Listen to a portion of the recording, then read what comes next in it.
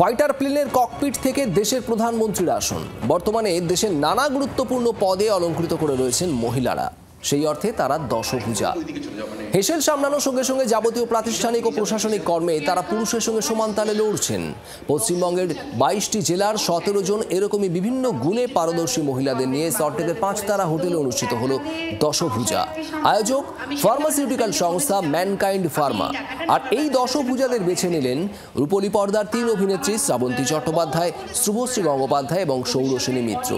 Champion হয়ে 1 লক্ষ টাকার আর্থিক পুরস্কার জিতে নিলেন নবনীতা মুখোপাধ্যায়, দ্বিতীয় ও প্রথম রানার আপ মধুরিমা দাস, দোয়েল চক্রবর্তী। গান শিখেছি, আমার খুব ভালো লাগবে আজও অবধি। প্রেগা নিউজ দশভুজা এটার 4র্থ বছর হচ্ছে।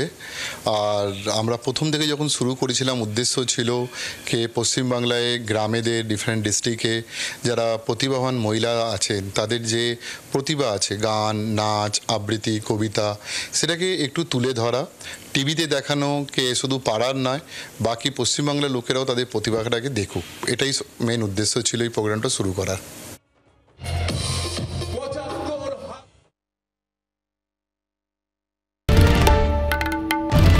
বাংলার আওয়াজ, বাঙালির আবেগ, জি 24 ঘন্টা।